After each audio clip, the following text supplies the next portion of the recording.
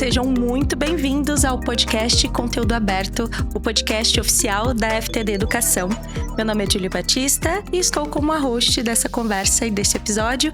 E como sempre, começo fazendo a minha autodescrição. Eu sou uma mulher negra com os cabelos cacheados e estou vestindo uma camiseta branca, calças jeans e um tênis bege. Também uso óculos. E vou descrever agora o nosso cenário, que é composto por um fundo cinza, temos prateleiras com livros e alguns adornos, e no centro, um painel escrito Podcast Conteúdo Aberto por FTD Educação e com as fotos dos nossos convidados até o momento. E o tema de hoje, ele parece simples, parece óbvio, mas tem um grande poder transformador. Será que tem idade certa para brincar ou deixar de brincar? Ou será que a brincadeira é só diversão? Hoje a gente vai falar sobre a importância do brincar e como também o desenvolvimento, o aprendizado e as memórias afetivas acabam sendo criadas a partir dessas atividades. E sobre isso, quem vai contar um pouco mais pra gente, quem vai conversar com a gente é a Raquel Mendes, que é mãe, psicopedagoga e especialista em neurociência do desenvolvimento infantil. Seja muito bem-vinda, Raquel. Obrigada, Júlia. Um prazer estar aqui. Também gostaria de começar a nossa conversa fazendo a minha autodescrição. Eu sou morena, tenho cabelo castanho escuro, curtinho, tô com um blazer branquinho, uma blusa branca, um colar assim com pedrinhas, uma calça jeans e um tênis creme também. Então, Raquel, pra gente começar e o pessoal te conhecer um pouquinho melhor, fala um pouquinho pra gente sobre o seu trabalho, principalmente nas redes com atividades para brincar, de onde que surgiu essa ideia, como que você pensou em falar sobre brincadeiras e desenvolver esse tipo de atividade? O Atividades para Brincar surgiu despretensiosamente mesmo, sabe? Foi o início, assim, da minha maternidade. Eu morava numa cidade distante da minha família, né? Eu morava em Brasília, a família toda estava em Belo Horizonte. E aí eu fui compartilhando fotos e alguns vídeos do Ian para aproximar o meu filhinho, né, à família, para a família, e acompanhando o desenvolvimento deles. Aí até que um dia eu postei uma atividade com um chocalho feito com feijão e uma garrafinha PET. E postei a atividade com a mamãe. E aí, quando eu postei essa palavra atividade, eu acho que traz um peso de formalidade, assim. E vieram algumas amigas da pedagogia, algumas amigas das escolas também, falaram assim: ai, que legal, Raquel, atividade. Posta mais quando você fizer, dá mais repertório pra gente, mais ideias pra você relembrar também as atividades que você fazia. Então, nasceu dessa forma, despretensiosamente, e aí foi crescendo. Na pandemia teve um outro crescimento, porque as famílias estavam em casa com as crianças e não sabiam o que fazer, como entreter, e ao mesmo tempo também tinha que ensinar, né? E os pais ali, sem ter o conteúdo, sem ter a pedagogia e as metodologias para ensinar, eu ensinava de uma forma lúdica, né? Uma forma através das brincadeiras. E aí o Instagram foi crescendo, e em 2022 cresceu mais ainda, ganhou notoriedade. E hoje é um perfil, né, com um repertório cheio de ideias, de atividades lúdicas, né, para professores, para instituições escolares e para as famílias utilizarem, para a gente aproximar, para interagir, para ensinar, né, porque o brincar é assim, tá no nosso dia a dia e tem várias funções, né? Mas antes disso, você foi pedagoga também, foi professora. Conta um pouquinho dessa sua trajetória com a educação. Eu formei em pedagogia, depois eu fiz psicopedagogia e aí fiz depois a neurociência, o desenvolvimento infantil e ainda agora estou cursando a neuropsicopedagogia. Eu trabalhei na educação infantil, trabalhei no ensino fundamental, fui coordenadora de uma escola de reforço escolar, trabalhei em empresas também. Trabalhei na pedagogia empresarial, fazendo capacitações, né, e formação de professores também.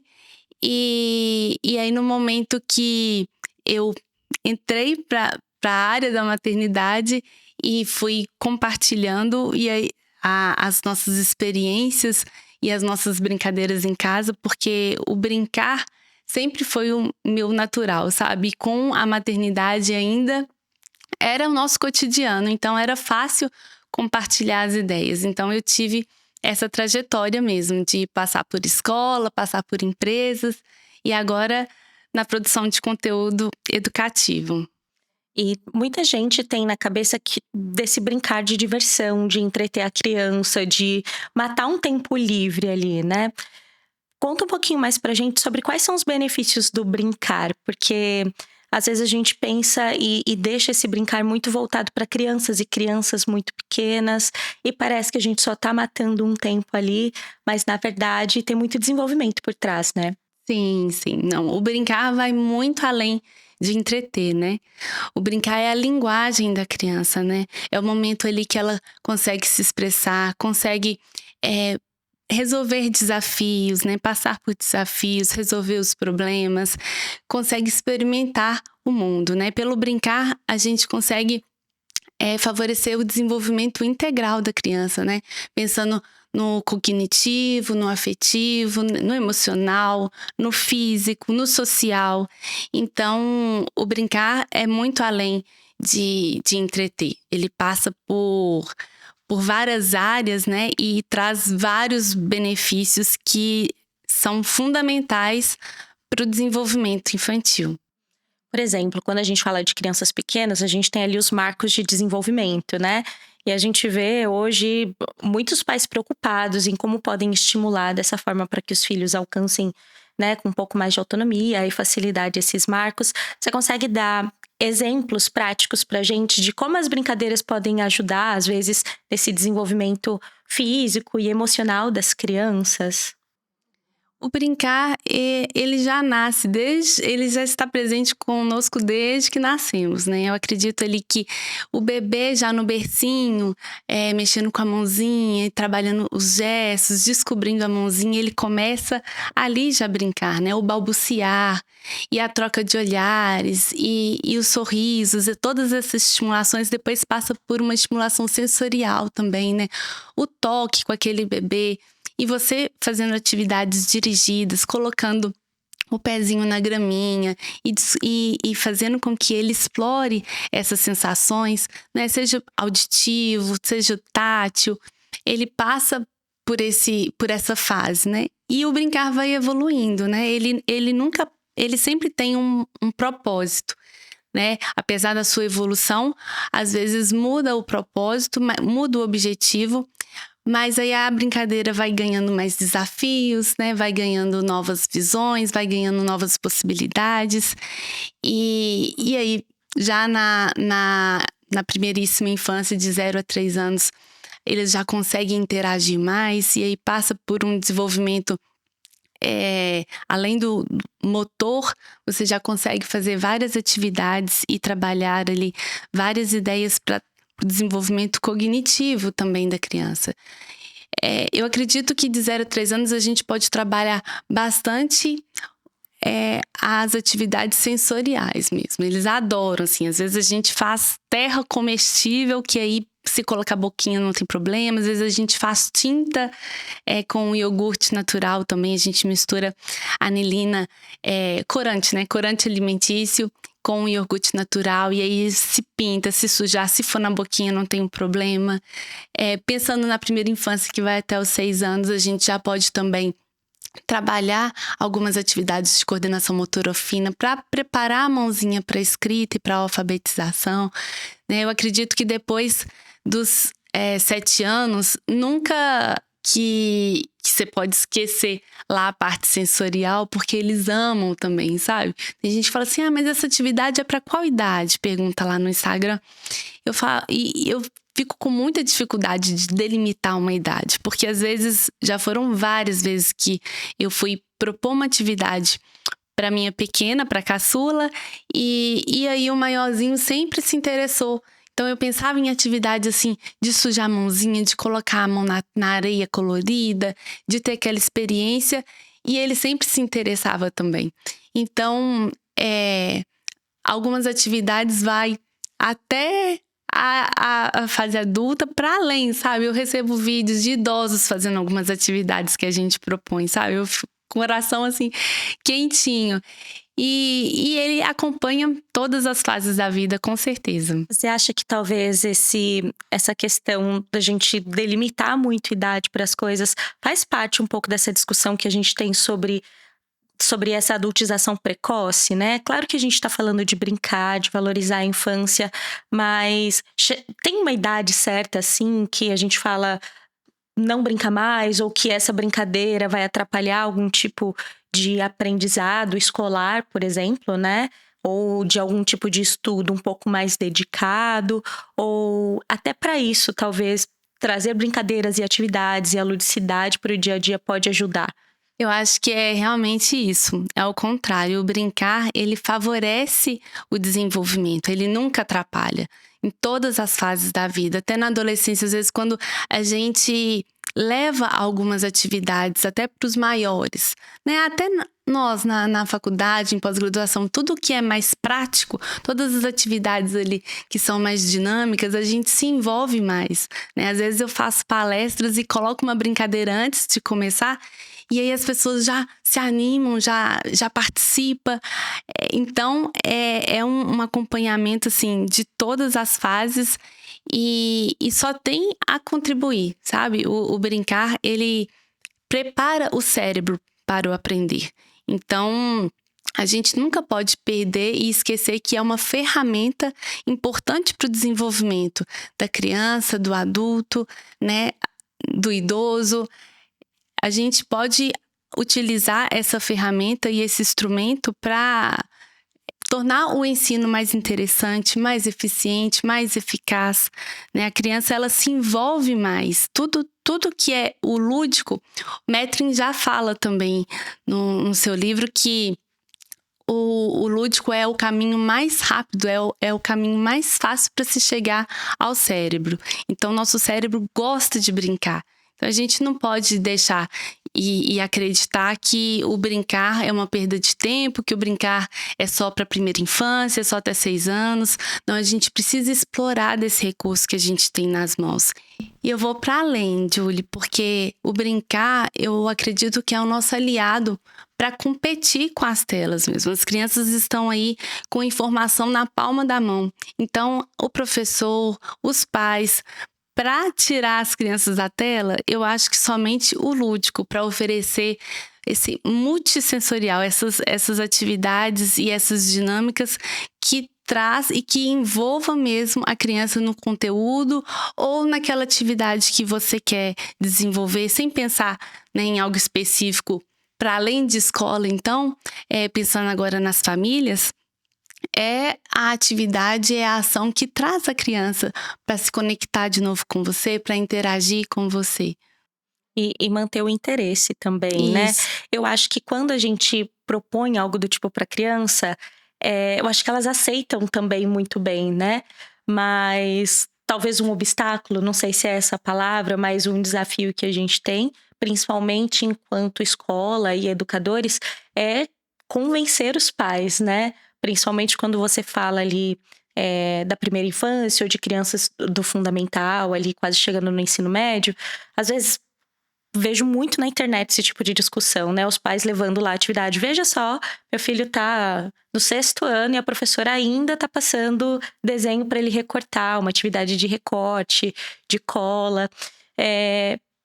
Como que a escola pode convencer os pais, né? Como pode ser esse diálogo para dizer que essas atividades são também importantes, né? Mas para além ali dos livros e das provas e dos testes. Isso. Eu acho que com muito diálogo mesmo. Os pais, a gente tá nessa cultura mesmo de acreditar que é o material, né? Que é ali o palpável. É a prova, é aquela nota, é o caderno preenchido, é a continha resolvida. A gente precisa daquilo dali para comprovar que a gente está ensinando, né? Então, uma criança lá no ensino fundamental, nos anos finais, os pais demandam isso, pede prova, pede nota. E mal sabem, assim, que as atividades, esse colar, esse pintar, é uma preparação mesmo, tanto para o seu desenvolvimento da escrita, da interpretação, né, da criatividade, da imaginação. E quando você chega lá na produção de textos, na redação lá do Enem, você tem que ter uma base. Essa base ela é feita ali, no recortar, no criar, no imaginar, em ter acesso às atividades concretas, né? O contato tátil estimula as conexões cerebrais. Então, quando você coloca uma criança para recortar, colar, ela tá ali trabalhando também a organização do espaço, tá trabalhando a criatividade. Então, a gente vai muito dessa ideia, né? Acho que cultural mesmo, e a gente exige das escolas um determinado tipo de atividade que seja mais palpável, que a gente consiga ver e acompanhar o que eles estão aprendendo.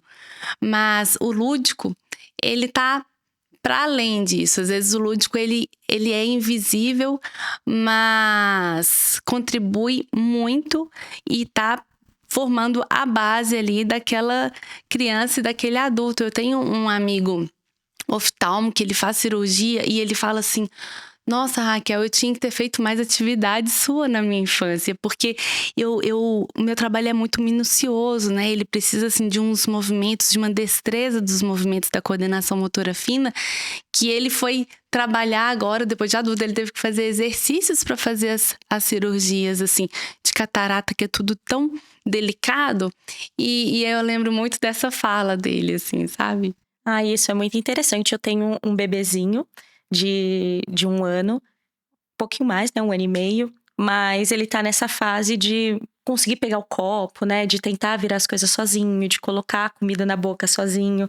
E às vezes dá uma agonia, né? Porque a gente quer ajudar e se suja, e molha, e derruba.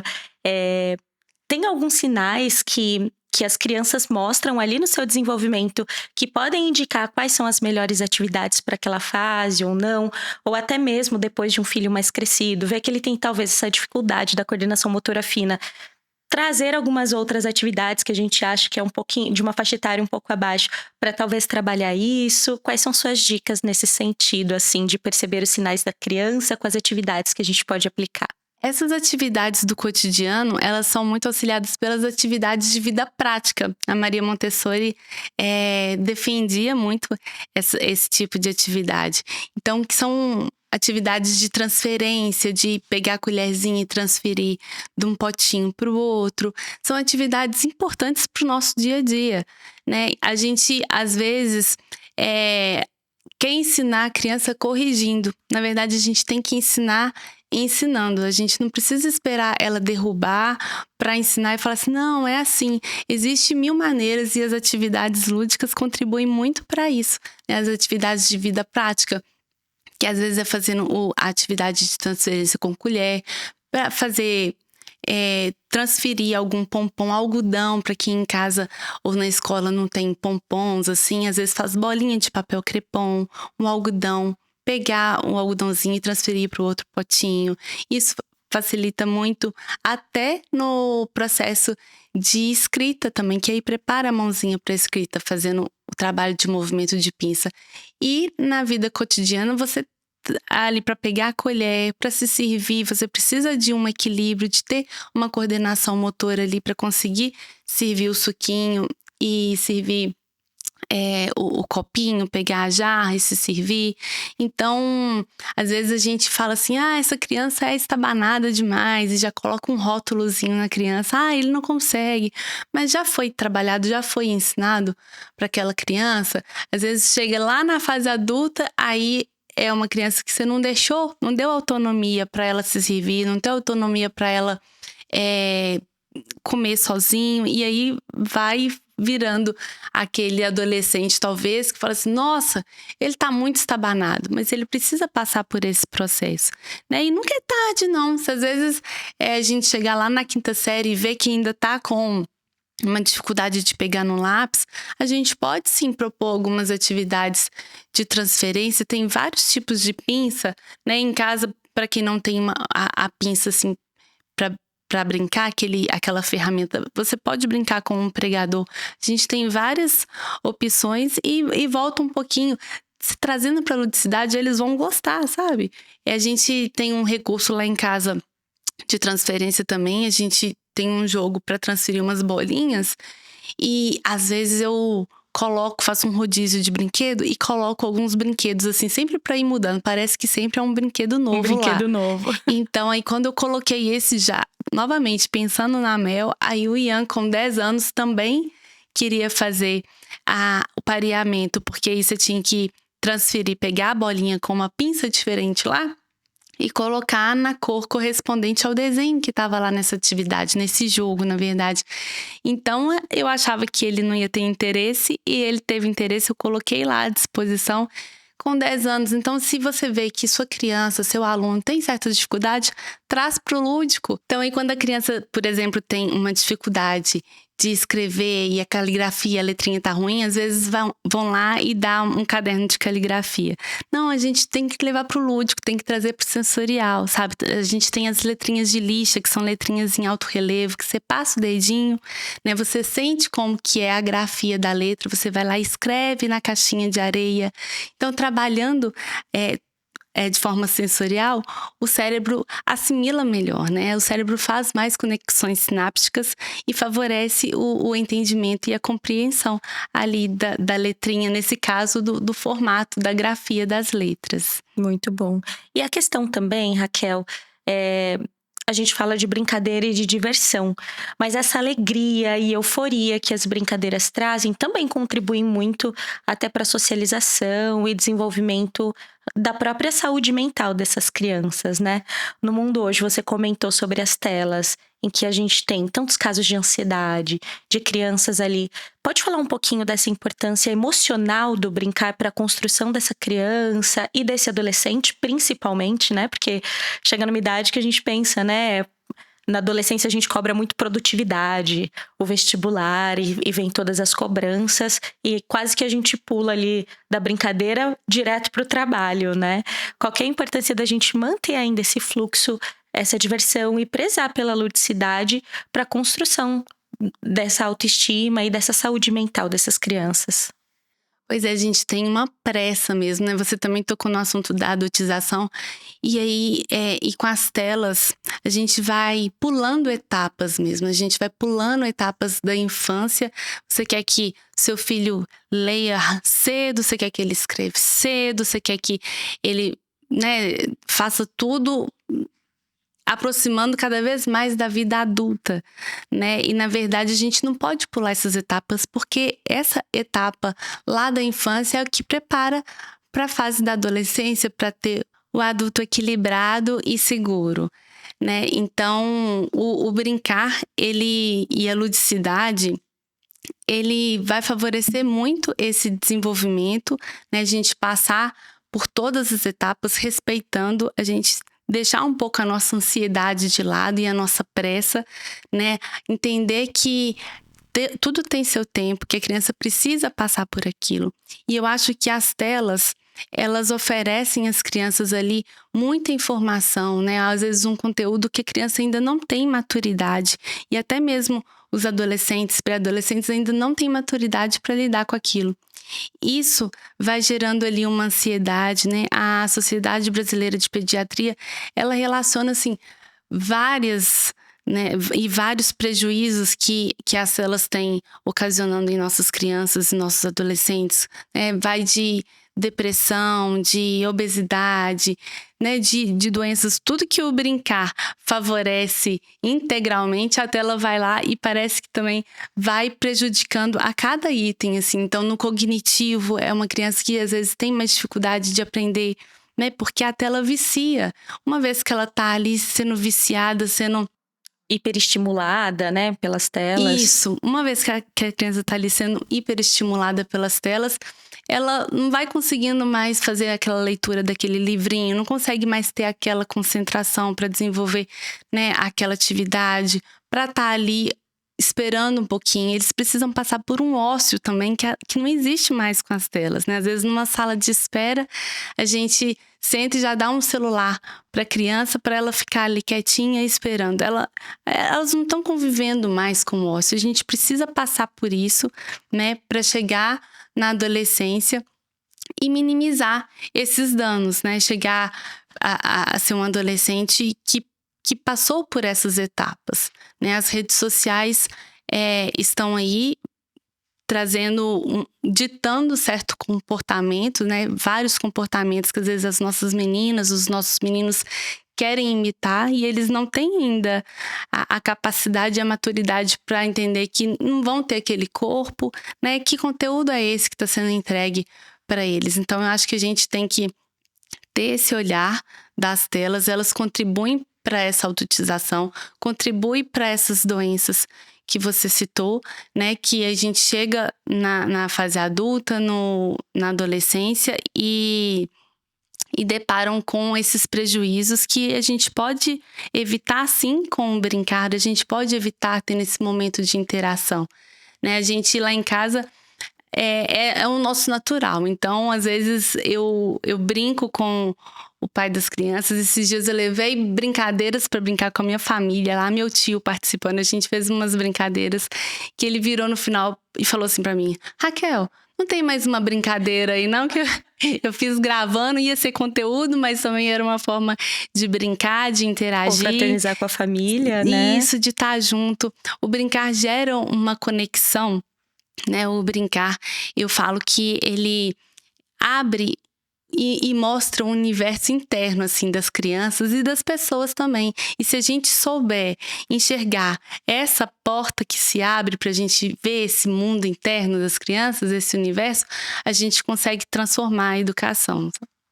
E a gente citou algumas doenças, mas você conseguiria listar para a gente também alguns benefícios? Um ponto que você falou que eu achei muito interessante, até sobre a questão de saúde, obesidade infantil, que é uma coisa que todos os órgãos de saúde, né, batem tanto na tecla, principalmente para nós adultos, né? Eu vi até um meme esses dias falando: ai meu Deus, será que tudo se resolve só com alimentação adequada, beber água e fazer exercício, sabe? Será que eu vou ter que fazer isso mesmo? E é tão difícil pra gente que é adulto retomar essa rotina. E qual que é a importância disso para as crianças, né? E se você puder também elencar alguns outros benefícios, assim, de forma direta, que esse brincar traz para o dia a dia, para o desenvolvimento e para a saúde. São vários os benefícios, assim, né? O que eu imagino, vou começar então aí retirando as crianças. Acho que um dos maiores benefícios atuais é realmente conseguir competir com as telas. Eu tenho vídeos também que uma época a gente usava telas, assim, na época da pandemia, e que hoje é mais regrado ainda, né? Mas aí eu tenho vídeos reais, assim, não era nada para produzir conteúdo. A Mel tava no tablet e eu falei assim: filho, olha aqui uma atividade, vamos brincar, vamos fazer essa atividade? E aí ela deixa o tablet de lado e vai brincar comigo fazendo a atividade, sabe? Então, eu acho que um dos benefícios do brincar é isso. Eu acho que ele consegue competir, porque tem pais, né, que falam assim: gente, mas eu não consigo. O que eu faço para tirar esse menino da tela? O que eu faço para tirar esse menino do computador? Então, é possível, sabe? Aos poucos você vai convidando, ora fazendo uma dinâmica, ora fazendo uma brincadeira. Tem uma brincadeira que dá para todas as idades que a gente fez esses dias, que é a dedanha. A gente faz o sorteio da letrinha e você não precisa de nada. Você faz o sorteio da letrinha e aí sai letra B. Aí todo mundo corre pela casa para procurar um objeto com a letrinha B, sabe? Aí um vai lá pegar bola, o outro vai lá e pega uma blusa. E envolve todo mundo da família. Então, os adolescentes adoram, gente. Eu fico impressionada quando eu proponho um desafio no meu perfil lá no Instagram. E o tanto de pais e mães respondendo e querendo brincar comigo. Às vezes eu coloco alguns desafios de ilusão de óptica, assim, ou alguns probleminhas para serem resolvidos, alguns joguinhos de 7 erros, algumas coisas assim. E todo mundo participa, então a gente nunca perde isso, sabe? Então, além de tirar as telas, favorece também a parte emocional. Você estando ali conectado, você vivenciando com as pessoas, né? Vivenciando realmente, porque atualmente a gente tem muitos amigos, né? A gente tem muitos seguidores, digamos assim, muitas pessoas virtualmente, né? Eu tava lendo um livro esses dias sobre geração ansiosa, e aí fala que os adolescentes estão com um círculo muito grande de amigos virtuais. A gente precisa dessa conexão, a gente precisa de amizades reais, né? De ter o contato real. Então, para o desenvolvimento emocional é muito importante também. Pro lado motor, né? Pegando no campo da motricidade, as atividades que mexem o corpinho, e eles adoram, às vezes para crianças que têm alguns diagnósticos, né, de hiperatividade, por exemplo, que às vezes tem alguns recursos ali que a gente tem que lançar a mão, porque ela realmente é uma criança né, que precisa se movimentar. Às vezes tem muitas crianças também, né, Julie, que não são hiperativas, mas que são crianças saudáveis, que gostam de se movimentar, são crianças... Tem muita energia, do né? movimento, isso mesmo.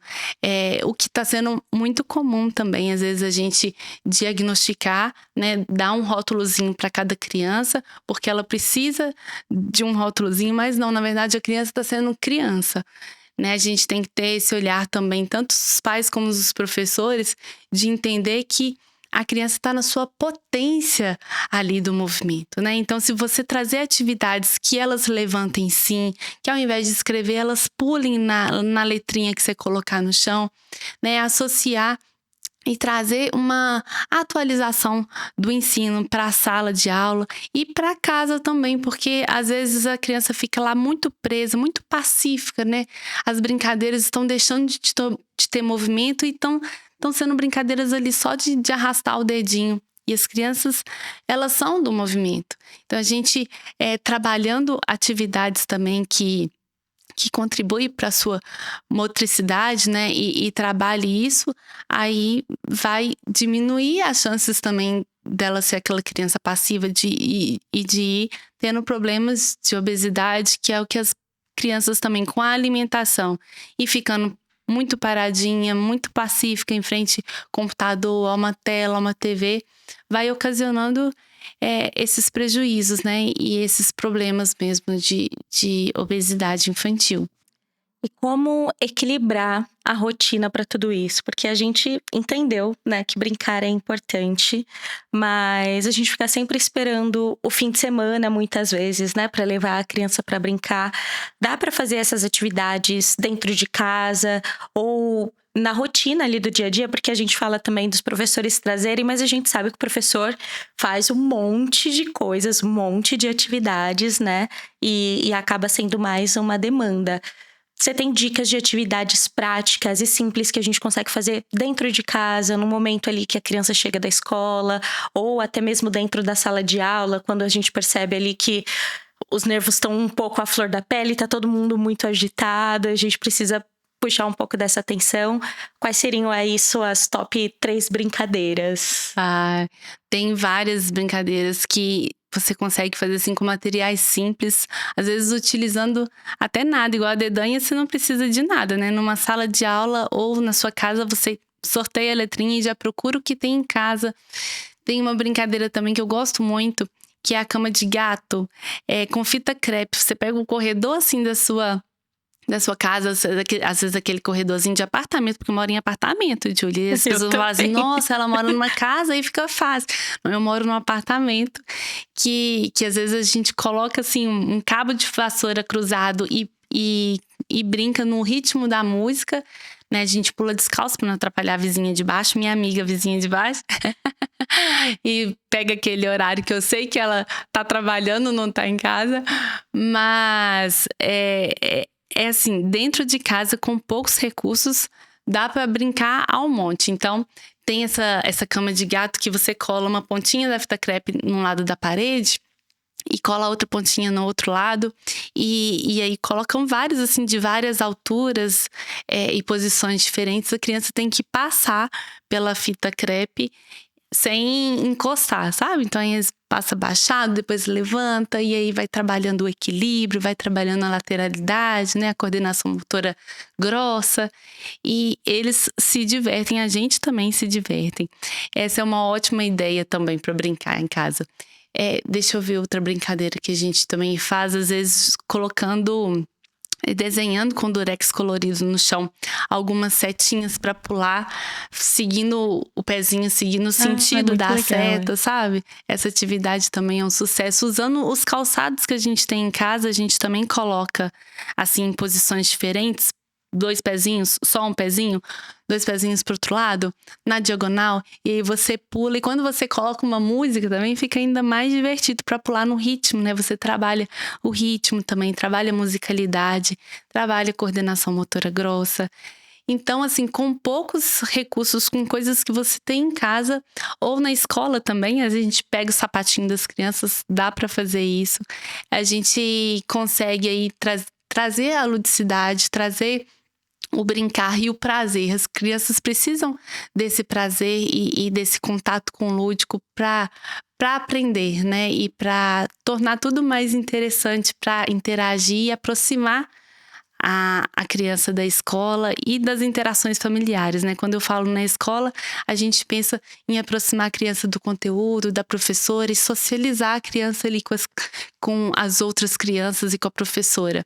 E em casa, você pensa em tirar aquela criança do quarto também, né? Tirar elas da tela. Conviver em família, né? Conviver Também. e interagir, né? A gente precisa fazer esse exercício também. E não é difícil, não. Eu acho que é mais a prática. E precisa ser sempre algo voltado ao movimento? Ou, por exemplo, um momento de leitura também pode entrar, de contação de histórias, um teatrinho ali da história que a criança gosta? Pois é, a ludicidade, ela tá em várias áreas. Às vezes a gente pensa que o brincar é só aquilo, é sentar no chão com a criança, brincar de boneca, brincar de casinha, ou deslizar o carrinho. Não, o lúdico, ele tá presente às vezes numa receita de bolo que a gente faz junto, né? A gente tá numa contação de história, numa caminhada que você vai conversando e contando e inventando algumas histórias para cada coisa que aparece no caminho. Então, o lúdico tá presente numa dança, numa música que vocês cantam junto. Tem 1000 possibilidades da gente trabalhar o lúdico, da gente brincar e interagir com as crianças. Não precisa, às vezes, falar assim, ai, Raquel, mas eu não tenho a sua criatividade para montar aquelas brincadeiras com papelão, aqueles brinquedos mirabolantes. Eu recebo algumas também, que eu falo, não, gente, isso aí tem que ser engenheiro. Eu pedagoga, também não consigo, porque faz cada coisa com papelão que não me cabe. Não é uma competição, né? Também de quem brinca mais, do brinquedo mais legal, né? Não. Eu acho que o repertório que eu tenho no Instagram é de atividades simples, porque eu sou mãe e sou professora, eu sei que a gente tem uma demanda muito grande. São ideias para facilitar mesmo, para você ter os pontos positivos para trazer a sua criança e seu aluno para perto, para trazer ele para aprender com você, mas sem te sobrecarregar, sabe? Eu acho que 15 minutos para uma família por dia, assim, de você ter aquele momentinho de qualidade, de você convidar. Às vezes você já tem jogos prontos também, né? Tem um jogo de tabuleiro, mas o meu intuito sempre foi tornar as atividades democráticas, o mais democrático possível. Antigamente, quando o Ian nasceu, o Ian tem 10 anos atrás, eu pensava que a gente tinha que ter aqueles brinquedos lindos daquela marca famosa, sabe? Coloridos, que tocam música. Isso, chamativo. Depois que eu vi o tanto que ele se interessava pelas caixinhas de remédio, de shampoo, eu falei assim, gente, não precisa de muito. Meu filho ama potes de sorvete, sabe? Aqueles que sobram, que você deixa pra visita levar comida, sabe? Ele ama potes e fica batendo em tudo com os potes, batucando pela casa toda. E realmente, às vezes o brinquedão super legal... Aquele caro. Isso, perde pro chocalho de milho de pipoca. Pede. Então, a gente não precisa de muito mesmo, não. Um pouquinho tempo a gente consegue ter um momento de qualidade, assim, com os nossos filhos. E eu vejo muito também que eles imitam o que a gente faz, né? Então, por exemplo, agora a gente tá na fase lá na minha casa dele pegar o rodo e a vassoura e sair arrastando pela casa toda. E eu vejo o quanto ele se espelha em todas todos os movimentos que a gente faz, né? O interesse de olhar o que a gente está cozinhando. Então, acho que esse insight que você traz pra gente da ludicidade do dia a dia, às vezes a gente se perde na rotina, né? E, na verdade, eles estão ali porque parece que o trabalho da criança é o brincar, né? Isso. É a brincadeira. Parece que tudo vira uma brincadeira. E faz tão bem pra gente também, como mãe, quando a gente vê ele se divertindo ou ele tentando ali passar por um obstáculo de almofadas e até tropeça e cai e dá risada. É muito interessante porque a gente vê ali na prática o desenvolvimento, né? Para a família, para você que foi professora, é bacana também que os professores registrem esses momentos e compartilhem, até como forma, né, de como a gente conversou lá no início, de convencer esses pais de que isso é bacana, de que é legal, de ter um portfólio dessas atividades, porque quando eu resgato na minha memória, meus professores fizeram muito disso, trouxeram muito lúdico para a sala de aula, né? Eu tive talvez esse privilégio de ter uma educação assim bem lúdica, mas às vezes eu sinto falta assim de receber esses registros. Pode ser também uma tática legal para os professores?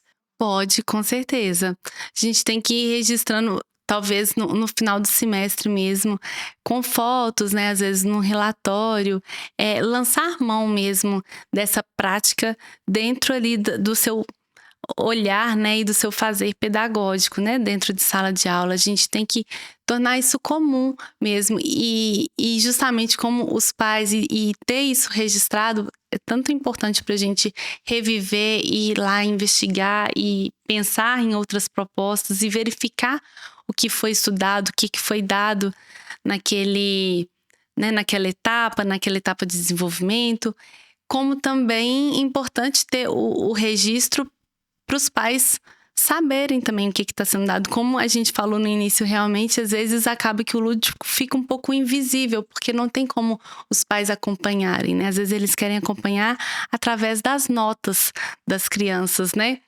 Daquela atividade feita, daquela atividade realizada, do caderno completo.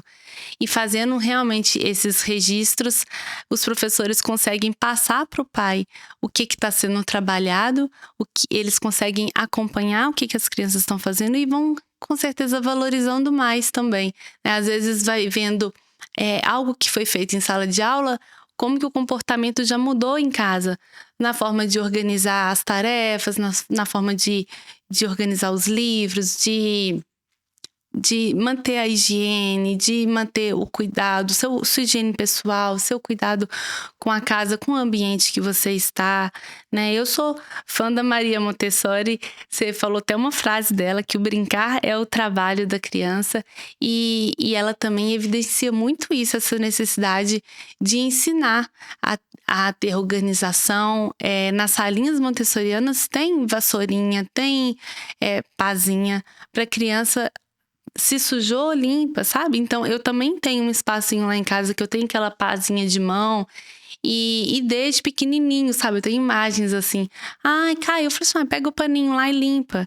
É importante a criança ir desenvolvendo essa habilidade também, né? De cuidado com o lar, de cuidado com o seu ambiente.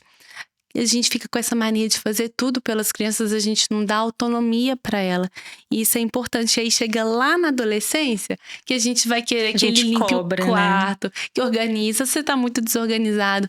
Mas tudo vem da infância, né? A gente tem que ir preparando, incentivando mesmo as crianças a ter esse comprometimento, essa cooperação com o lar, por exemplo, né? Mas são várias outras áreas também que a gente precisa ir trabalhando lá na base para quando chegar na fase adulta a gente não cobrar, a gente ter passado e não ter pulado aquela etapa, né?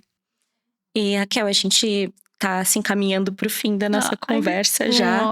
Mas antes da gente fazer isso, eu queria que você falasse para mim, na sua opinião, o que é uma infância bem vivida e como que o brincar pode ajudar nisso? Eu acho que uma infância bem vivida é com muita brincadeira, é contato com a natureza, é uma praça, é um parque ecológico, é menos tela, é menos consumo, é menos plástico e mais mão na terra, mais mão na grama, mais contato com crianças, mais contato com as pessoas. Mais sorrisos, mais entretenimento, mais aprendizado, né? Eu acho que o brincar, ele é a nossa ferramenta fundamental para a gente conectar novamente, a gente desconectar das telas e conectar com as nossas crianças e com os nossos alunos. É através dele que a gente consegue ter as nossas memórias afetivas mais sensíveis e mais importantes, assim, que eles vão levar, acredito que pro resto da vida, sabe? A gente tem algumas imagens, assim, que eu tenho da minha infância, sempre é o pé no chão, é o brincar na rua, é as brincadeiras, e são pessoas reais, né? São as trocas e aqueles olhares. Então eu acho que a gente não pode subestimar o brincar de forma nenhuma. O brincar, ele contribui muito para o desenvolvimento e é importante, a gente tem que passar por essa fase do brincar e valorizar cada dia mais o brincar nas nossas práticas pedagógicas e nosso dia a dia com as crianças em casa também. É isso. Raquel, tem algum ponto que você queira falar sobre esse brincar ou sobre as suas pesquisas e o trabalho que você vem desenvolvendo? Algum insight que você acha importante que os professores e os pais precisam ficar atentos nessas dinâmicas de aprendizado e de ludicidade? Eu acho que é isso mesmo que eu falei agora. Nunca subestime o brincar. Que o brincar não é perda de tempo. O brincar é investimento. Muito bom, Raquel. Muito obrigada pela sua presença. Muito obrigada por compartilhar sua experiência com a gente. Obrigada, Julie. Eu que agradeço. Foi uma honra participar desse podcast que eu tava, assim, ansiosa demais para participar. Tava acompanhando, sou fã, estou acompanhando vocês, todos os especialistas que já passaram por aqui. Quero ver minha fotinha ali também daqui a pouco. A gente já vai tirar daqui a pouco. E passa, por favor, as suas redes sociais para quem não te conhece, para quem ainda não te segue, conseguir te acompanhar. Então, o meu perfil é @atividades_para_brincar. Então, lá a gente tem várias ideias de brincadeiras e atividades para a gente fazer aí com as nossas crianças, com os nossos alunos e trazer o brincar para o nosso cotidiano. De forma simples, com poucos materiais, com pouco tempo, a gente consegue ter esse momento de qualidade. Muito bom. E antes de eu me preparar para tirar nossa foto com a Raquel e completar o nosso mural, eu gostaria de pedir para que você comente, curta e compartilhe esse episódio. E também nos acompanhe nas redes sociais, no Instagram e no TikTok, porque a gente vai postar também os cortes e as falas mais interessantes da Raquel, que vai ser difícil, porque o episódio foi incrível. Conto com vocês e com o compartilhamento de vocês. Deixem seus comentários e até a próxima. Tchau, tchau.